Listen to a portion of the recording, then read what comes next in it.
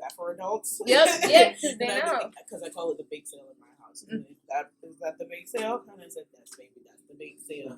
When are you going to make some for me and Zozo? Yes. And you always have to make a version of that for the kids because you don't want to make them feel left out. Right. Did you want to share? My cannabis use is relegated to a long time ago, before I joined the military. Oh, okay. And so I actually, this is back in the 80s. Oh. And again, my part in it now really is just kind of educate myself so that I recognize that there's no longer a stigma. There's a benefit to it.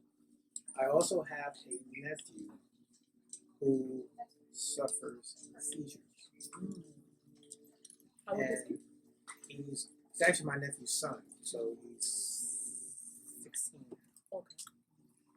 And I'm trying to broach the conversation to them about whether or not it's appropriate to diagnose or to prescribe to a teenager. I think that's definitely something that I want to do moving forward is have some medical professionals and speak to parents about that. We can actually. Well, I actually have some patients in the program that are teenagers. It depends on what the qualification would be. Like, what's his qualifying? We don't have to talk about it now, but the qualifying condition is really regardless of age. There are minors. There are a ton of minors in the program, and it's not always terminal brain cancer that they're in there for. This kid suffers seizures. Oh, yeah. That's like, I have an 8-month-old that has seizures in the program right now. Okay. Yeah, wow. 8 months old is I think that's the youngest in the state. CBD or THC? They did CBD on their own before they came to the program, and now she's on THC. Yeah.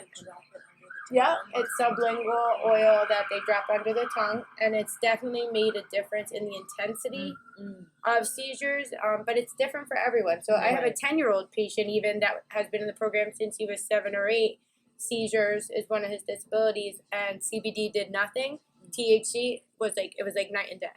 Wow. Okay. So we definitely have a bunch of minors in the program if you ever need help with it. Okay. And again, this creates an awesome platform to get medical professionals together as well as parents that have questions, which is great. This moves me forward. Oh, I kind of want to. We can talk about families after, but I wanted to share this article from Futurity that says, when mom smokes marijuana, kids try it earlier. And I wanted to see what your guys' opinion on it. So just a quick synopsis. This is a study done by the American Journal of Preventional Medicine. And they correlated parents who use medical marijuana or recreational marijuana. It said that their kids try it 2 years earlier than regular families. I wanted to read this excerpt a little bit. So the question was this the first study done looking at children of mothers who use marijuana and started using the drug themselves? What were the major findings of your study? This was the first study performed on a national basis, looking at the effect of mother's marijuana use during her child's lifetime on the age of which a child first used marijuana. We found that on an average, children of marijuana-using mothers first used the drugs themselves 2 years earlier than the children whose mothers didn't use it, and that they were more likely to start before the age of 17. So my question is, what does marijuana usage look like in your family? What can it look like moving forward? I know I come from that same background, so we could tie in these two questions, because my next question was, what did family stigmas, how did that play in your usage? So I guess really the well-rounded question is, what did you learn versus what you're going to teach? I strongly object to that. Right. That children of marijuana users try it sooner. Mm-hmm. I think the worst thing that you can do for a kid if you don't want them to look at something as if it's like a treasure Mm-hmm. is not treat it like one. Absolutely. Don't keep it like this, like a secret, like you can't see it because a kid is gonna be dying. The first thing that they're gonna want to do is see whatever that is, right? So I can only speak for myself when I say in my home, cannabis usage is normal. And I feel that every time you normalize cannabis with a child, whether it's your child or whatever, that's normalizing it for the future. Yeah. So I am not gonna hide my marijuana. Is it in a place that they can't reach it or get it? You know, if I'm not there, obviously they don't have access to it. But I am not gonna hide a bong if I'm going outside. I'm not gonna smoke in the same room as my kids. But if I'm going outside to medicate, I'm super open about that. I will roll something in front of my kids. I will have it out on the table while I'm there. I'm not going to hide it because it's normal and it's medication. If it was a pill bottle, if it was a bottle of wine, would we leave it on the counter? Right. Of course. So I want it to be that normal in the future. So I normalize it like that in my household for my children. That this is normal. You wouldn't reach for mommy's pill bottle. You wouldn't reach for mommy's bottle of wine. So you're not going to reach for mommy's bong. But it's there, and this is my medication. It's not for you right now. When you're older, that's between you and your doctor. And that's how I normalize it in my house. I think it's super important to normalize it in front of your kids because you don't want their friends normalizing it. You don't want the government normalizing it for them. I don't want their normalizing it for my child or teaching them or having any input on marijuana with my child. I want them to hear it from me, and I want them to be educated and know what they're talking about. To me, I think that's what's wrong with the study as well. Yes, right. And it still just goes back to kind of that same argument about being age appropriate. If you're hiding something from a child, they're going to gravitate toward it. Yeah. So I object to that study, not that I disagree with it, I object to it because I want to know the context. How were these parents using it? Right. How were you addressing it in your house? When I speak all these other places about parenting and marijuana, and it always to me is like, what were you telling them before? Right. Have you ever talked to them before? Right. Try it. Try talking to them. Right. It'll go well, I promise. But that's like nails on a chalkboard always when people ask that to me. Just to attest to what you were saying, this next question says, what are the next steps for this research? What are some potential interventions that could delay marijuana usage by the children of mothers who use the drug? And it was just telling in me in this answer that you didn't do much of a study. Right. So she says, we would like to understand the mechanisms underpinning the effect we found. For example, what portion of these kids were actually aware of their mother's marijuana use? Does that make a difference? How does marijuana used for medical or recreational purposes impact a parent's confidence in their ability to effectively talk to their children about marijuana? So you didn't ask these questions before the study. Because I think that is super important. The other thing is, how did the kids whose parents didn't use marijuana? Yeah. Where's that study?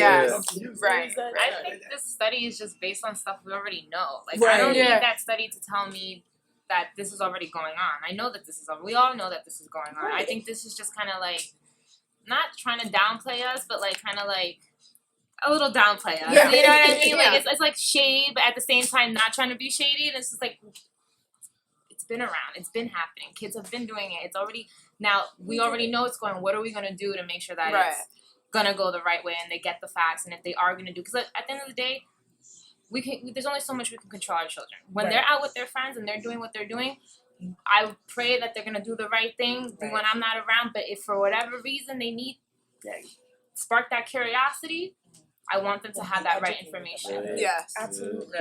And then it plays into the other part of the question is, so I know I've struggled personally trying to figure out how to talk to my kids. So again, the first thing is just normalizing it, having it around. I don't hide my weed. Like my daughter is very aware of the edibles. My son is 2, so we gotta keep things high because he don't care. But I really struggled with how to have this conversation. The conversation was never had with me. and I had to kind of put my pieces together. And my first experience was horrible. You know, so again, how do those family influences? How are you learning from those family influences when you talk to your kids about marijuana? I think it's how you mentioned before. It's not like you just have to unlearn it. Mm-hmm. Because my family, it's not like they did it, but it's not like we talked about it. Mm-hmm. Right. So it was just like, it's that.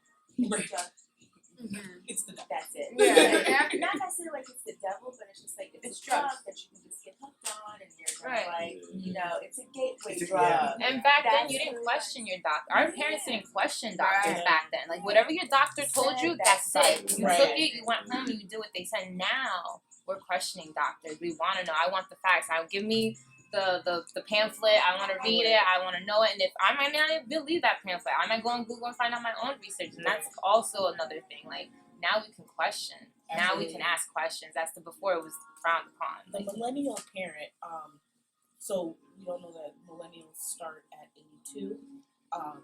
So I'm 84, and but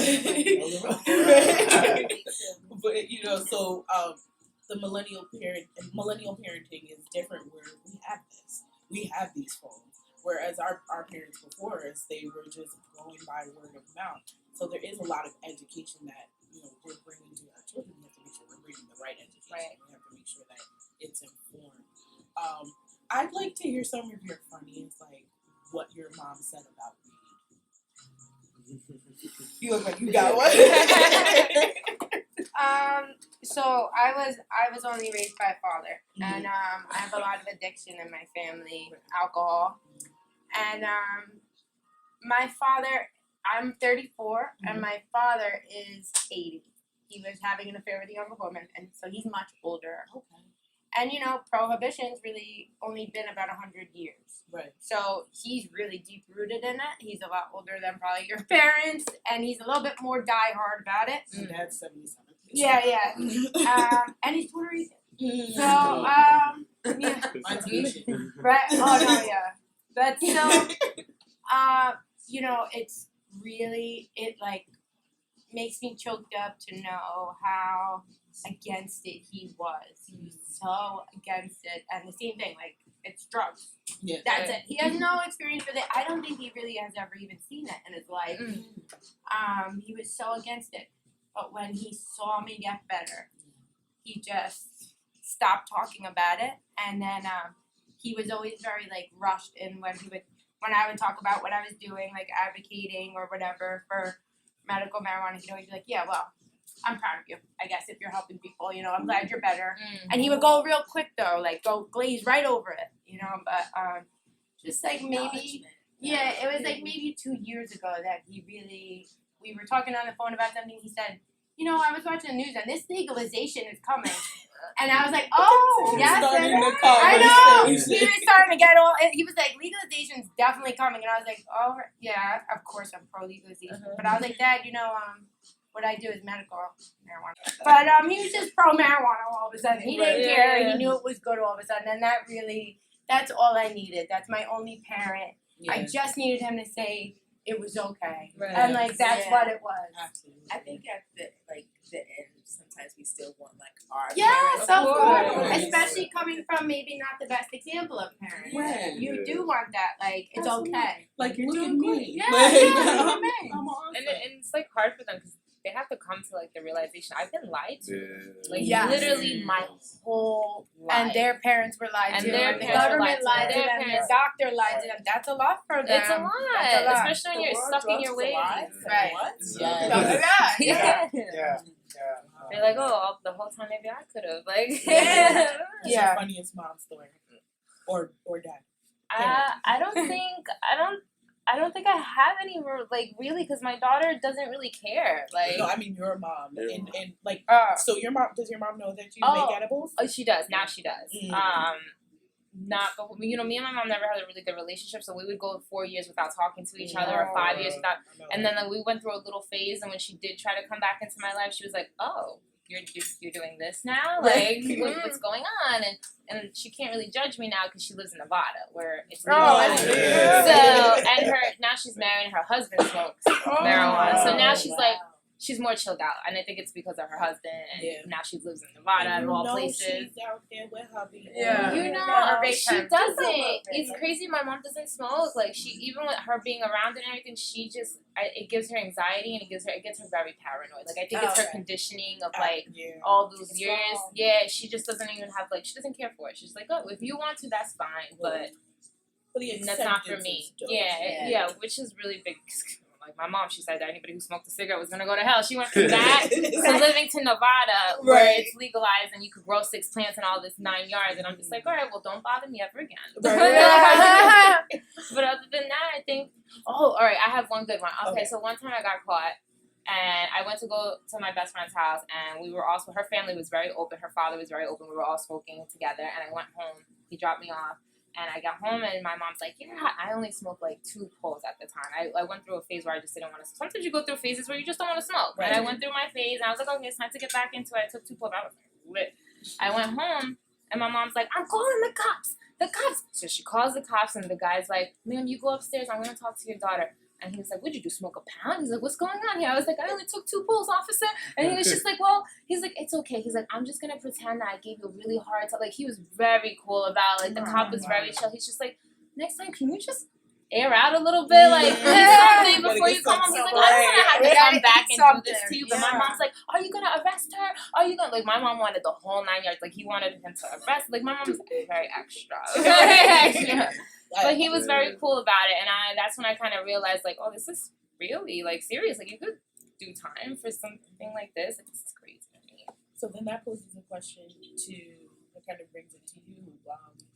When you do find out, because you have older kids, we all have kids in different stages. Mm-hmm. So when you do become aware of your older children's usage, what is that conversation going to look like for you? My son's 24. Right. So, and at that point, really, it's just a discussion because it's not a matter of right or wrong. Right. And at this point, the best parenting I can do is just have a discussion with him. Right. With my daughter, it will be a bit more preventative. And that we'll have the discussion now. Preventing what? Misinformation. Okay. Yeah. It's preventing misinformation. Well, she wants to go away to school. Okay. So, what I told my son when he went away was, have fun, but don't forget what you have. Mm-hmm. So, that would be the same thing. Except now with a daughter, I have to be careful to mention that sometimes things get laced, or you get drugged, things like that. A little different because there's a different end goal from someone. Correct. So and that's something that I have to be sure to make always right. That this does happen. Even at your stage of your children's age, it's important too that something I always touch on with my own kids or when speaking is that I tell my kids we follow the law of the land. And we live in New Jersey, and in New Jersey this is the law.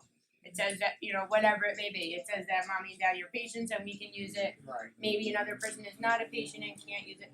But that's important even for your kid's age because if she's thinking of going to school, if she became a patient here, let's say, or whatever, the law changes here and then she goes to another state, it's a whole nother ballgame. So that's important too. Correct.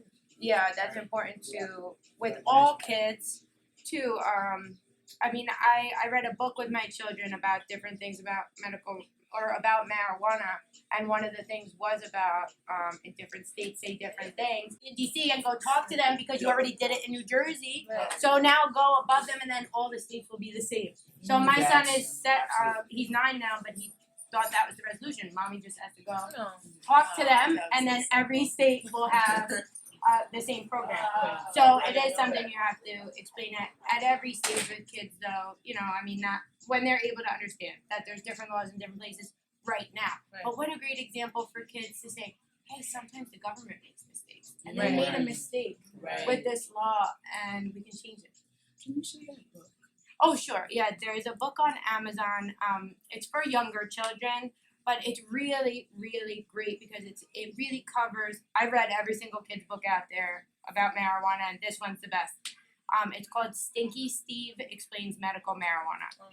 But there's even ones that it's Stinky Steve Explains Mommy's Edibles. Stinky Steve Explains Daddy's Dabs. There's all kinds of Okay. It's a whole you can pick whichever ones. It's on Amazon. They're like $9 or $10, and they're really great. I think they are really, in my opinion, the best kids book out there about marijuana. Absolutely, I need something like that. Yeah, they could even do like a mental health line too. Like, Sure, they yeah. describes Yeah, there's depression, all kinds of different ones that it touches on. They even have daddy's in jail for plants, that kind of, and breaks it down and says, you know, it was wrong in this state, but in another state it wasn't. Yeah, it's really good. That's Because really my cool. daughter's It's in Georgia, transparent without Yeah. AIDS. and Like, they Right. Yeah, exactly. Yep. Awesome. So that brings me. I want to touch back on you don't want others to normalize cannabis for your children. Mhm. So then, this is something I struggle with. I don't know if you guys ever had the friend that was the cool mom and let everything happen in the house. Yeah. Yeah. So that's up and down for me. How do you guys feel about your kids eventually experimenting either with you or in the home? Do you feel that that's safer than going out with their children, with their friends? Definitely. Yeah. For a long time. my when I experimented was back in '78. Right.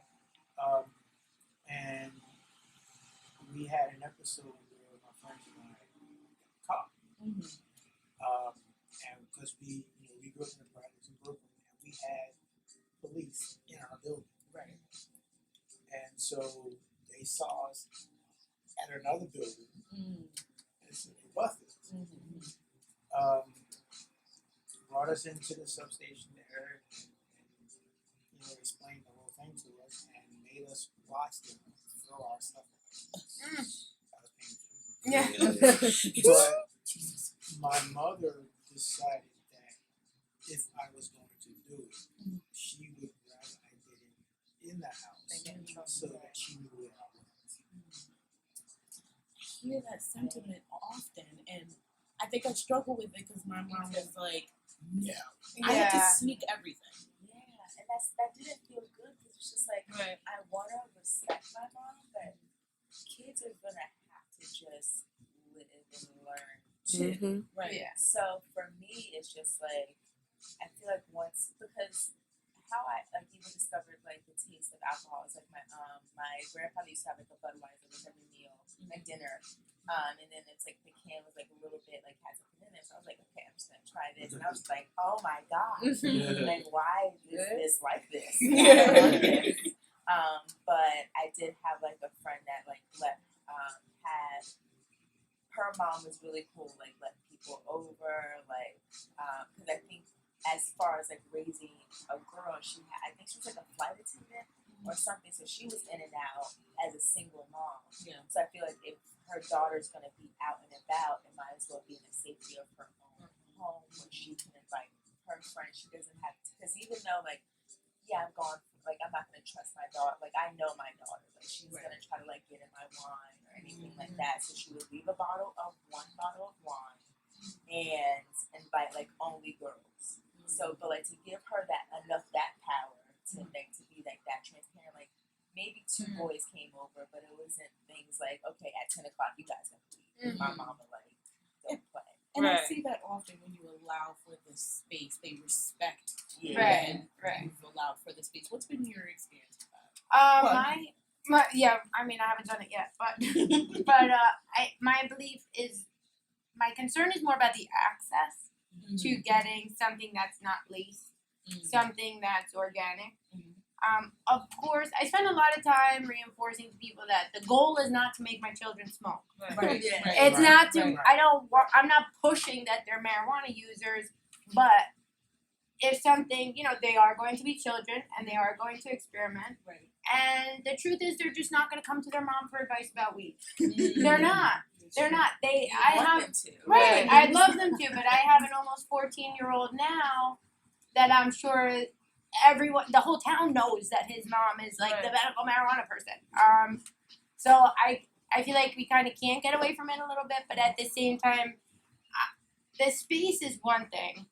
I wonder, I might feel more comfortable with that. I would have a conversation with them, and I would start a conversation about it, but that is how you really push for things at our level as parents. I went to DC a couple times and I got to talk, publicly a couple times, but what really matters is the relationships that I've made on the ground and that I've taken my daughter to the hospital to see a patient. Things like that. That's how you make it normal. That's how you advocate. Every single time you throw it into a conversation, you're advocating. Every time. Advocating doesn't happen always at the municipal level and at the DC level and the federal level. It happens in ShopRite online sometimes. If I have a shirt that has cannabis on it or something, and an older lady says like, "Oh, I love your shirt," I'm like, "Really?" Let's talk about it. Let's talk about it. But to me, even something as little as that, where like you just made it normal for that old lady. She was raised in an area in a time where that wasn't normal. Now you're wearing it on a shirt, and she's like, "Oh my God, maybe I could do that too." Yeah. That's advocating, and that just planted a seed right there. So you may not always have the whole conversation, but it's about planting the seed, and that's what you can do one by one. And I think that's what people before us did, and that's what we have to keep doing. I see a beautiful thing about that is that, like, the fact that you brought your daughter to see a patient. It's gonna be that much harder for somebody for her to sit in school and when the teacher says, "Oh, marijuana's bad," it's like actually, exactly. It's a conversation. Yeah, It's just like exactly. Yeah, like you just build not a force field, but it's just like no, like that's not what it's about. though. Yeah, It's education, right? Exactly like I would do with anyone else. When I speak, I have done that first and foremost with my children. And besides what they got to witness, they can talk about it. And they're not just like little robots like my mom is an advocate. They're like, my mom was dying and now she's alive. And she's the mom that she was before. That's it. Yeah. Can I ask you something with that? So your children saw you like okay, so like the whole timeline. Yeah, they saw me really sick, like just living on the couch. Like in pajamas every day. Gotcha. And then medical marijuana came into play and then they saw the growth from that. Yeah. That's a story in and of itself. Well, once again, I want to thank you guys so much for coming. Thank you for this conversation. inviting us. Yeah, this was a great conversation.